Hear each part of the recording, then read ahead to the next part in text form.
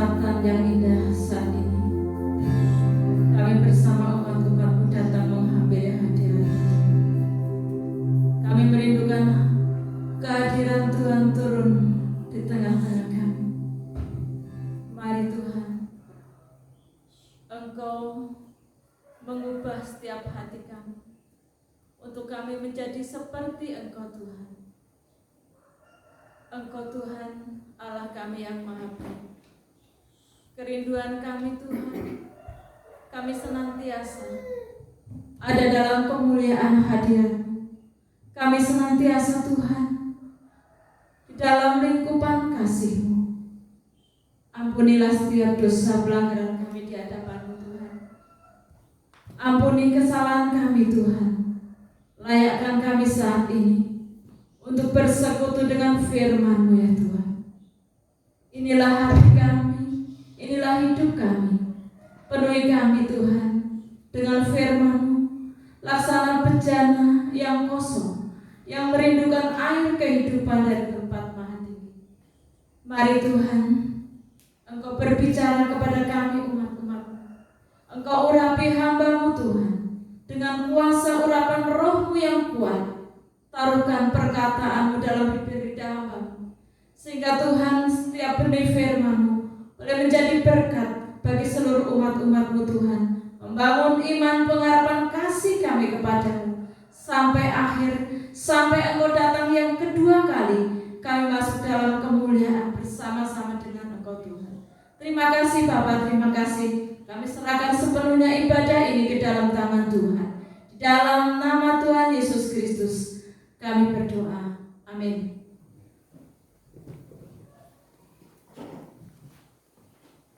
Salam Bapak Ibu yang dikasihi Tuhan. Selamat pagi. Selamat kita beribadah kembali kepada Tuhan. Suatu kesempatan yang sangat baik untuk kita, di mana kita mengawali hari kita untuk kita bersekutu dengan kasih-Nya, memuji memuliakan nama Tuhan, bersekutu dengan firman dan Roh Kudus-Nya, bersekutu dengan tubuh dan darah-Nya. Puji nama Tuhan, saudara yang dikasihi Tuhan. Pada kesempatan saat ini kita akan bersama-sama untuk merenungkan kebenaran firman Tuhan. Biarlah firman Tuhan menjadi berkat untuk kita, menjadi penuntun di dalam kita mengiring Tuhan. Tema yang akan kita renungkan pada kesempatan ini adalah berjuang sampai akhir, berjuang setia sampai akhir. Saudaraku yang dikasihi Tuhan, dalam pengiringan kita kepada Tuhan, kita perlu perjuangan. Kita akan membaca di dalam Alkitab kita, Wahyu pasal 2 ayat 8 sampai yang ke-11. Kepada jemaat di Smyrna, dan tuliskanlah kepada malaikat jemaat di Smyrna, inilah firman dari yang awal dan yang akhir, yang telah mati dan hidup kembali. Aku tahu kesusahanmu dan kemiskinanmu, namun engkau kaya, dan fitnah mereka yang menyebut dirinya orang Yahudi, tetapi yang sebenarnya tidak demikian. Sebaliknya mereka adalah jemaah iblis. Jangan takut terhadap apa yang harus engkau derita. Sesungguhnya iblis akan melemparkan beberapa orang dari antaramu ke dalam penjara, supaya kamu dicobai dan kamu akan beroleh kesusahan selama 10 hari. Hendaklah engkau setia sampai mati, dan aku akan mengaruniakan kepadamu mahkota kehidupan. Siapa bertelinga, hendaklah ia mendengarkan apa yang dikatakan Roh kepada jemaat-jemaat. Barang siapa menang, ia tidak akan menderita apa-apa oleh kematian yang kedua. Amin. Puji nama Tuhan, terima kasih. Kepada jemaat di Smyrna, Tuhan berfirman, dan Tuhan mengetahui segala kesusahan jemaat Smyrna. Tuhan mengetahui segala pergumulan dan juga pencobaan yang dihadapi oleh jemaat Smyrna. Saudara yang dikasihi Tuhan, di dalam ayat yang ke-10 dikatakan, jangan takut terhadap apa yang harus engkau derita. Sesungguhnya iblis akan melemparkan beberapa orang dari antaramu ke dalam penjara, supaya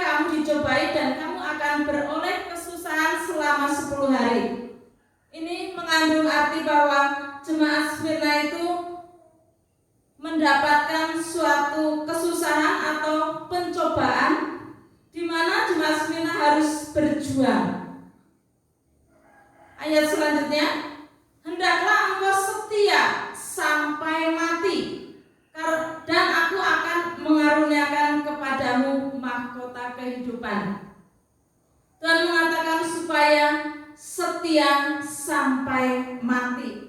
Dalam arti setia sampai akhir hayat. Setia kepada Tuhan di dalam mengiring Tuhan, bahkan dalam menghadapi kesusahan pun harus tetap setia kepada Tuhan. Karena apa? Karena Tuhan akan mengaruniakan mahkota kehidupan. Puji Tuhan. Jadi mahkota kehidupan adalah suatu hadiah, suatu ganjaran, suatu kemuliaan yang diberikan kepada setiap orang yang mau berjuang sampai akhir. Amin. Kalau Tuhan menghendaki akhir perjuangan kita sebelum Tuhan datang, berarti seperti dalam ayat ini dikatakan mati secara jasmani tetapi mendapatkan hidup yang kekal. Kalau Tuhan memberikan kesempatan untuk kita hidup sampai Tuhan datang, akhir hidup kita menyambut kedatangan Tuhan, kita masuk dalam kemuliaan.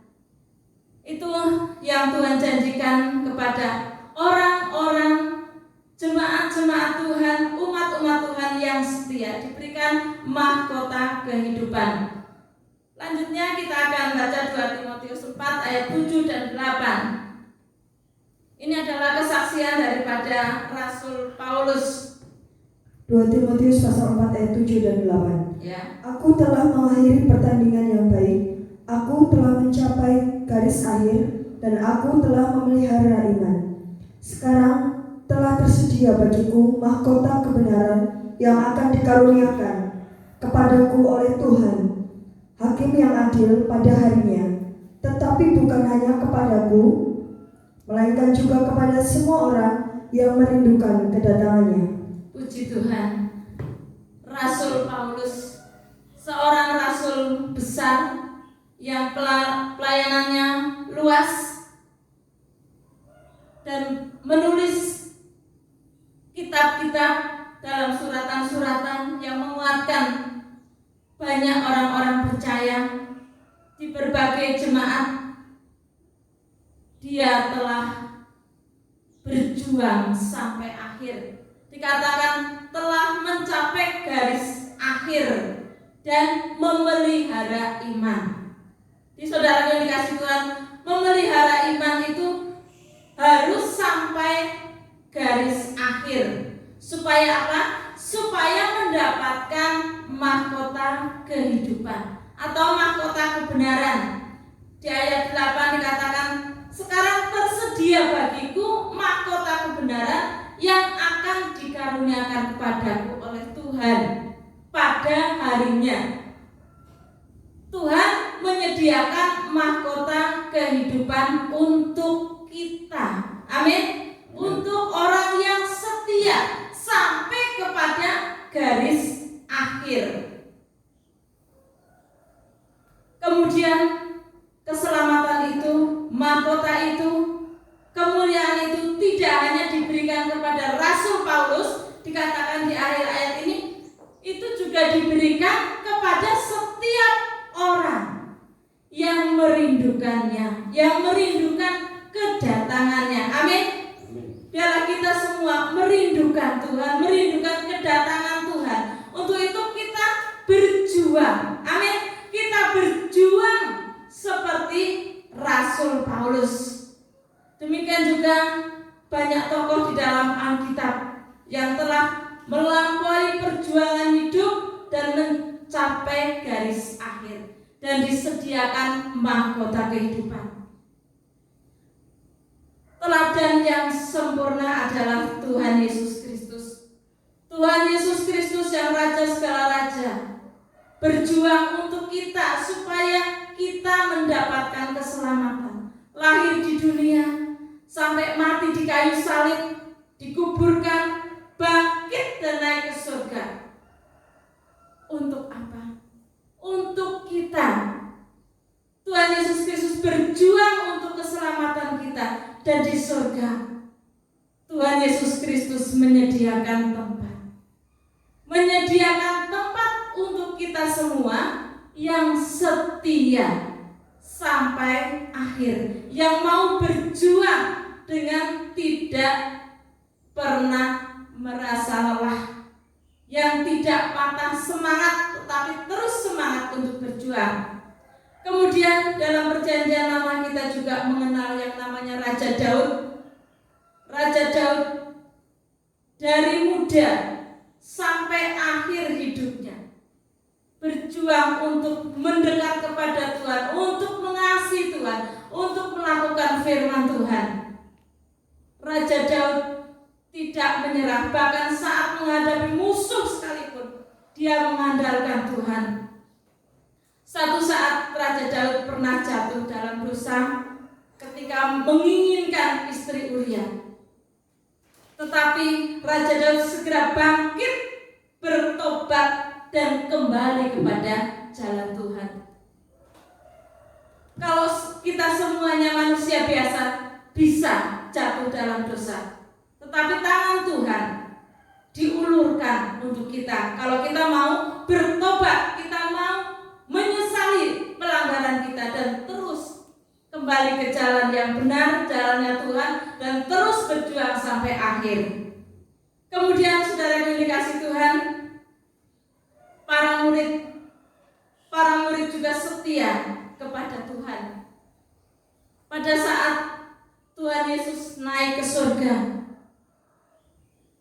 hari-hari ini baru saja kita memperingati kenaikan Tuhan Yesus Kristus atau kenaikan Isa Al-Masih. Tuhan Yesus Kristus naik ke surga menyediakan tempat untuk kita.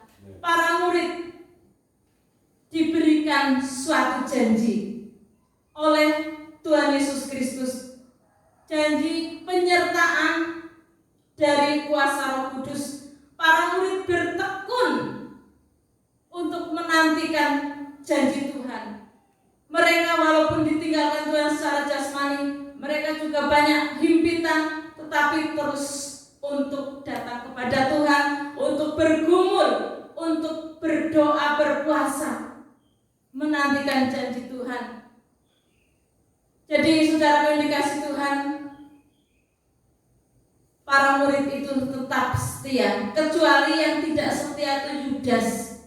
Yudas berkhianat dan dia tidak mendapatkan kemuliaan, bahkan mendapatkan penghukuman mati sampai perutnya terbelah, isi perutnya keluar semua. Itu yang tidak setia, yang tidak taat, yang berkhianat. Tetapi yang setia mendapatkan kemuliaan sendiri, mendapatkan anugerah. Seperti tadi Daud setia kepada Tuhan, tetapi Saul tidak setia. Saul yang dulu kecil diangkat oleh Tuhan jadi raja, setelah mendapatkan kemuliaan tidak setia, maka Tuhan itu menolak. Tidak mendapatkan mahkota, tidak mendapatkan kemuliaan, tetapi dipermalukan, mati, bunuh diri di medan perang, dan mayatnya ditancapkan di tembok oleh musuhnya. Sesuatu yang mengenaskan. Jadi saudara yang dikasihi Tuhan, kita perlu untuk berjuang. Setia itu berjuang. Mengiring Tuhan, melakukan firman Tuhan itu berjuang. Bertobat itu berjuang. Jadi tidak mudah, tetapi perjuangan itu akan menghasilkan sesuatu yang sifatnya kekal. Saudara yang dikasihi Tuhan, tadi para rasul berjuang untuk bergumul mendapatkan janji Tuhan. Janjinya adalah kuasa Roh Kudus yang dicurahkan. Kita baca Kisah Rasul pasal 1 ayat yang ke-8.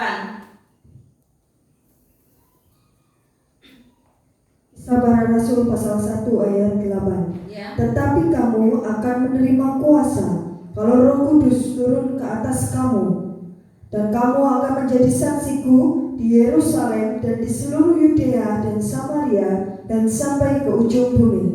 Amin. Puji Tuhan. Inilah janji yang Tuhan Yesus berikan kepada para murid, bahwa kamu akan menerima kuasa kalau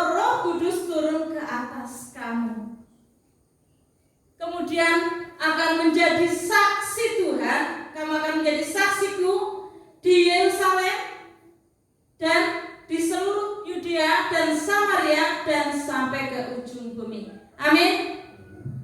Kita merindukan kuasa Roh Kudus dicurahkan berlimpah-limpah dalam kehidupan kita. Semakin kuat urapan kuasa Roh Kudus dalam kehidupan kita, kita semakin tegar, kita semakin kokoh di dalam iman, pengharapan dan kasih kita kepada Tuhan. Karena saudara yang dikasih Tuhan, tanpa kekuatan kuasa Roh Kudus kita tidak bisa melakukan apa-apa, tidak bisa melakukan apapun. Karena zaman kemurahan ini kekuatan kita adalah dari kuat kuasa Roh Kudus. Kuat kuasa Roh Kudus dapat dicapai, dapat diperoleh dengan kita hubungan karib dengan Tuhan, hubungan dekat dengan Tuhan, selalu mendekat kepada Tuhan. Kita baca untuk selengkapnya Yohanes 14 ayat 15 sampai 26. Yohanes pasal 14 ayat 15 sampai ayat 26. Ya. Yesus menjanjikan penghibur. Ya. Jikalau kamu mengasihi aku, kamu akan menuruti segala perintahku. Aku akan minta kepada Bapa, dan Ia akan memberikan kepadamu seorang penolong yang lain, supaya Ia menyertai kamu selama-lamanya. Yaitu Roh kebenaran. Dunia tidak dapat menerima Dia, sebab dunia tidak melihat Dia dan tidak mengenal Dia. Tetapi kamu mengenal Dia, sebab Ia menyertai kamu dan akan diam di dalam kamu. Aku tidak akan meninggalkan kamu sebagai yatim piatu. Aku datang kembali kepadamu. Tinggal sesaat lagi dan dunia tidak akan melihat aku lagi, tetapi kamu melihat aku, sebab aku hidup dan kamu pun akan hidup. Pada waktu itulah kamu akan tahu bahwa aku di dalam Bapa-Ku, dan kamu di dalam aku, dan aku di dalam kamu. Barang siapa memegang perintahku dan melakukannya, dialah yang mengasihi aku. Dan barang siapa mengasihi aku, ia akan dikasihi oleh Bapa-Ku, dan aku pun akan mengasihi dia dan akan menyatakan diriku kepadanya. Yudas yang bukan Iskariot berkata kepadanya, Tuhan, apakah sebabnya? Maka engkau hendak menyatakan dirimu kepada kami dan bukan kepada dunia. Jawab Yesus, jika seorang mengasihi aku, ia akan menuruti firman-Ku, dan Bapa-Ku akan mengasihi dia, dan kami akan datang kepadanya dan diam bersama-sama dengan dia.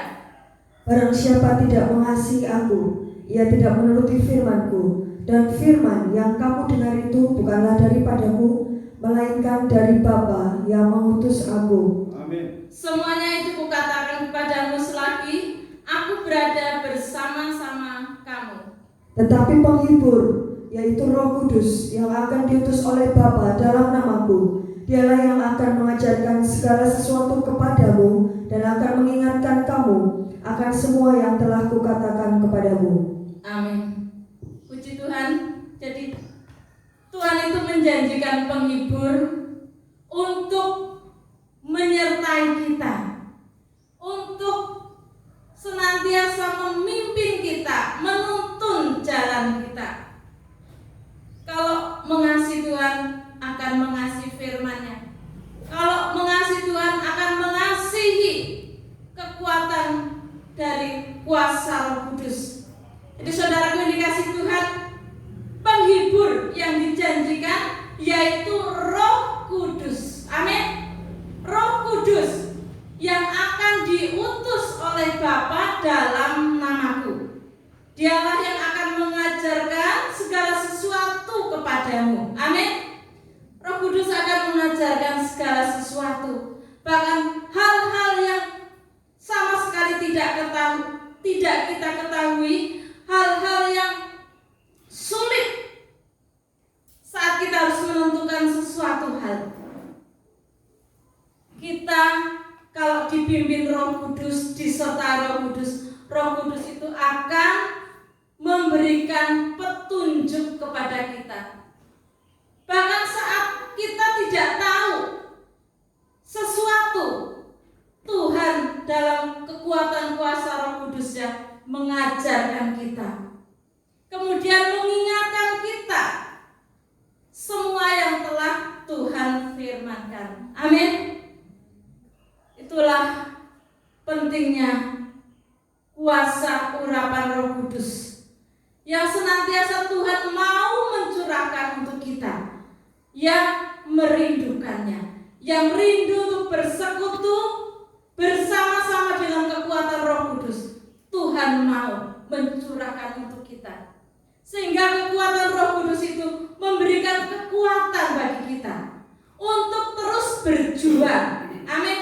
Untuk berjuang sampai garis akhir. Saudara yang dikasihi Tuhan, dalam hidup kita itu meliputi 3 hal, yaitu tubuh, jiwa, dan roh. Dan ketiga hal ini perlu makanan semua, perlu pemenuhan masing-masing. Kalau kehidupan tubuh jasmani, kita perlu makan minum, perlu tempat tinggal, perlu hal-hal yang sifatnya adalah badani. Kalau jiwa, kita senantiasa memerlukan kekuatan firman yang mengajar kita, sehingga jiwa kita ini tidak terombang-ambing oleh hiruk-pikuknya dunia ini, tetapi kita berteladang berkaca dengan firman Tuhan, sehingga jiwa kita menjadi jiwa yang kuat. Kemudian Roh Kudus, roh kita perlu bersekutu dengan Roh Kudus, perlu senantiasa ada hubungan intim dengan Tuhan. Untuk itu ada pujian penyembahan itu harus selalu kita lakukan setiap hari, supaya kita senantiasa connect dengan Tuhan, ada hubungan karib dengan Tuhan. Sehingga kalau kita karib dengan Tuhan, apapun yang ada di dalam kehidupan kita yang meliputi jiwa dan tubuh, kita bisa menguasai. Kita bisa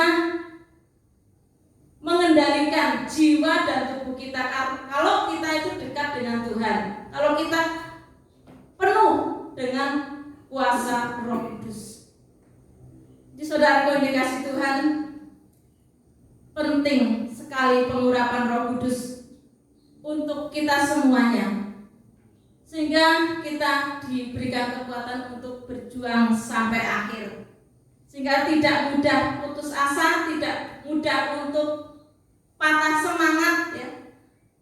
Kita masing-masing, baik yang anak-anak yang harus belajar, kita belajar dengan giat, ya. Yang bekerja dengan giat untuk pemenuhan kebutuhan. Kemudian kita beribadah dengan giat. Saatnya kita beribadah, saatnya kita berdoa, sembahyang, membaca firman Tuhan, kita lakukan. Saatnya kita harus melakukan aktivitas kita sesuai dengan profesi kita, kegiatan kita sehari-hari, kita lakukan dengan penuh kasih, dengan semangat, mohon senantiasa penyertaan Tuhan. Maka saudaraku yang dikasihi Tuhan, berkat Tuhan itu akan dicurahkan bagi kita. Amin. Baik berkat rohani maupun berkat jasmani. Kita baca Ulangan pasal 28 ayat 1 dan 2.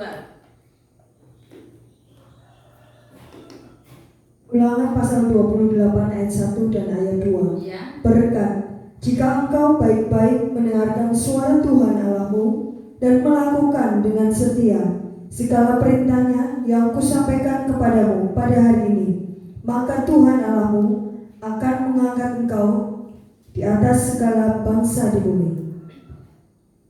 Segala berkat ini akan datang kepadamu dan menjadi bagianmu jika engkau mendengarkan suara Tuhan Allahmu. Amin. Puji Tuhan. Berkat Tuhan itu akan turun ke atas kita kalau kita baik-baik mendengarkan suara Tuhan dan melakukan dengan setia. Jadi di ayat 1 tadi, jika engkau baik-baik mendengarkan suara Tuhan Allahmu dan melakukan dengan setia segala perintahnya yang kusampaikan kepadamu pada hari ini, maka Tuhan itu akan memberkati kita. Amin. Berkat rohani, berkat jasmani dilimpahkan.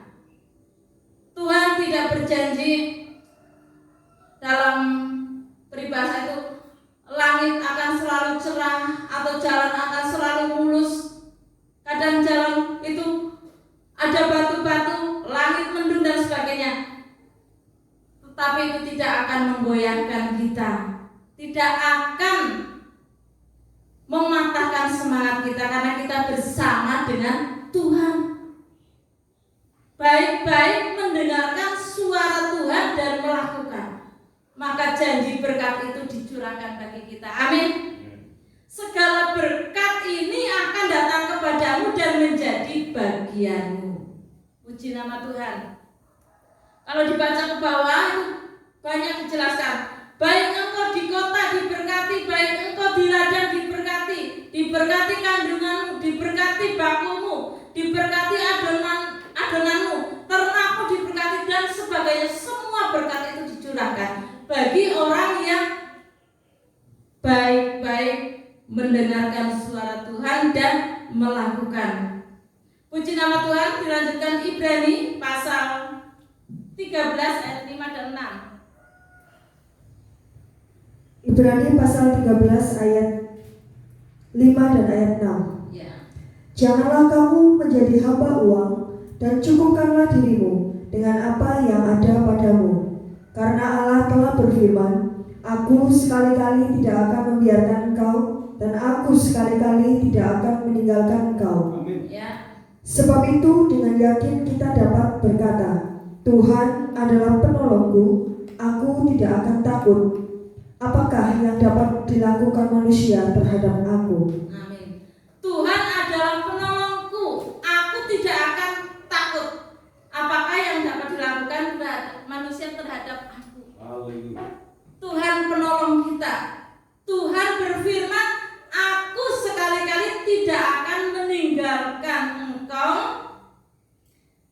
dan tidak akan membiarkan engkau. Jadi Tuhan bersama kita dengan kuasa Roh Kudus-Nya yang dicurahkan untuk kita. Jadi saudaraku yang dikasihi Tuhan, karena Tuhan tidak membiarkan kita, Tuhan tidak meninggalkan kita, Tuhan bersama kita, mari kita senantiasa selalu bersyukur atas anugerah-Nya. Kita selalu belajar untuk mencukupkan diri dengan apa yang ada pada kita. Segala berkat yang dicurahkan, besar ataupun kecil, kita belajar untuk mencukupkan diri, untuk bersyukur, untuk supaya kita jangan terikat dengan hal-hal yang materi. Atau cara Lukas dikatakan, jangan kamu menjadi hamba uang. Cukupkan dirimu dengan apa yang ada padamu. Uang diperlukan, tetapi uang tidak menyelamatkan. Kalau kita tidak bisa mengelola dengan baik, maka kita bisa diperbudak, dikendalikan oleh uang. Tapi uang itu di bawah kita. Jadi kita bisa menguasainya dan kita tidak diperhamba oleh uang, tidak menjadi hamba uang. Kita percaya hanya kepada Tuhan. Kita mengandalkan Tuhan, segala sesuatu diatur, dipimpin oleh Tuhan. Karena Tuhan katakan tidak akan meninggalkan kita, tidak akan membiarkan kita. Tuhan penolong kita. Amin. Kita tidak akan takut. Puji Tuhan. Saudara yang dikasihi Tuhan, mengapa kita harus terus berjuang setia sampai akhir? Karena tema kita berjuang setia sampai akhir. Jadi jangan sampai perjuangan kita itu patah di tengah jalan, ngelokro, kemudian kita menjadi lelah sehingga tidak mau berjuang. Orang yang berlomba itu kalau sudah di arena perlombaan itu terus maju.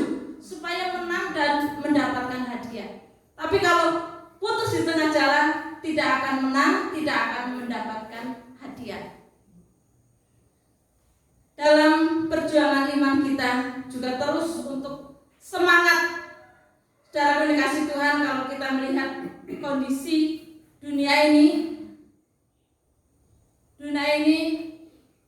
sering membuat kita ini takut, cemas ya, karena wabah penyakit, karena bencana terjadi di mana-mana. Kemudian ada berita-berita perang, itu membuat kita takut.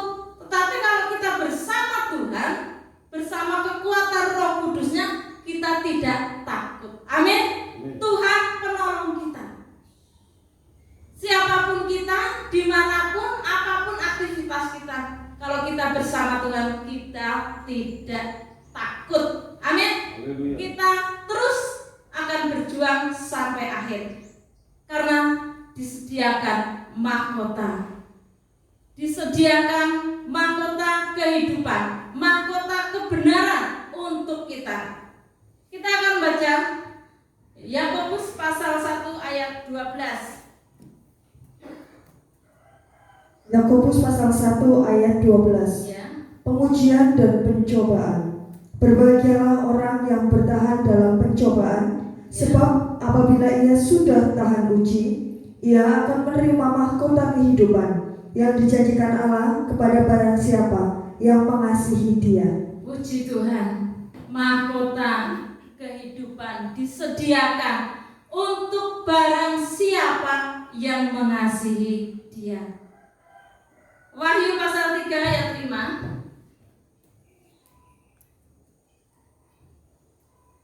Wahyu pasal 3 ayat 5. Barang siapa menang, ia akan dikenakan pakaian putih yang demikian. Aku tidak akan menghapus namanya dari kitab kehidupan, melainkan aku akan mengaku namanya di hadapan Bapakku dan di hadapan para malaikatnya. Puji nama Tuhan. Dikatakan barang siapa menang sampai akhir, dalam perjuangan sampai akhir, dikenakan pakaian putih. Pakaian putih itu pakaian lenan halus, pakaian kemuliaan yang berkilo-kiloan. Kemudian tidak akan dihapus nama kita dari kitab kehidupan. Amin. Nama kita dicatat di surga.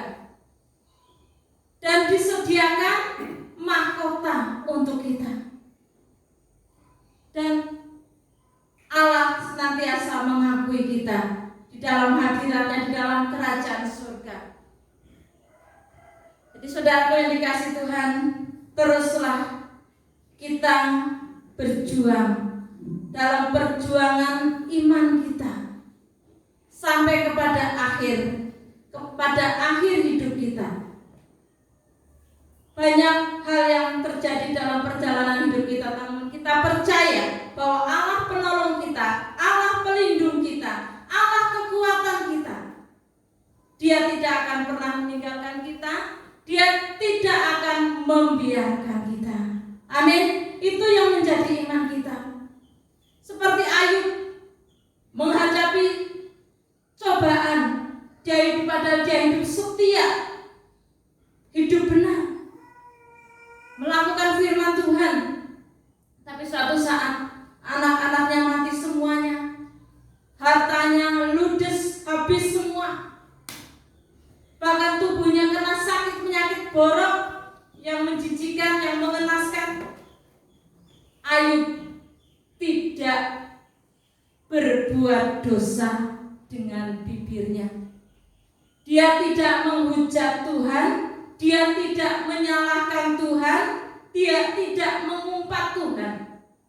Dikatakan, apakah kita mau menerima yang baik dari Allah? Itu Ayub pasal 2 ayat 10. Tetapi tidak mau menerima yang buruk. Dalam kesemuanya itu Ayub tidak berbuat dosa dengan bibirnya. Dikatakan Ayub, terpujilah nama Tuhan. Aku lahir dengan telanjang, aku pulang dengan telanjang. Terpujilah nama Tuhan.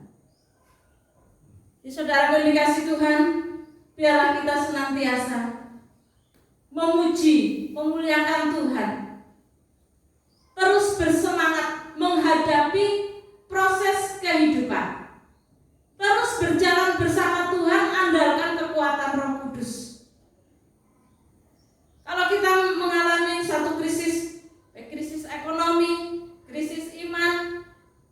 sebagainya, kita tetap setia. Amin. Kita tetap setia. Karena apa? Karena Tuhan menyediakan mahkota kehidupan bagi setiap orang yang percaya, yang mau berjuang, yang mau bekerja, melakukan pekerjaan Tuhan, melayani Tuhan sampai kepada akhir hidup kita. Jadi dalam hal apapun kita bersama-sama Tuhan, kita berjuang baik dalam ibadah, dalam berkorban, dalam doa sembah, dalam melayani Tuhan, dalam pekerjaan kita sehari-hari, dalam kuliah kita, dalam sekolah kita, kita mau bersama Tuhan dan bersemangat karena Tuhan bersama kita. Amin. Puji nama Tuhan. Biarlah firman Tuhan saat pagi hari ini menjadi berkat untuk kita semuanya. Kita akan Yesus Bapa kami yang di surga, kami menaikkan syukur kepadamu atas firman-Mu yang sudah kami dengarkan bersama-sama. Tanamkan dalam hati kami sehingga menjadi ingat-ingatan di dalam jiwa kami, supaya kami terus berjuang mengiring Engkau Tuhan, mempertahankan iman, pengharapan, kasih kami sampai kepada akhir kehidupan kami. Untuk kami melakukan pekerjaan-Mu, untuk kami melayani Engkau Tuhan, untuk kami beribadah, untuk kami melakukan apapun, kami mau bersama-sama dengan Engkau. Mari Roh Kudus, Engkau curahkan bersama kami dalam kehidupan kami Tuhan.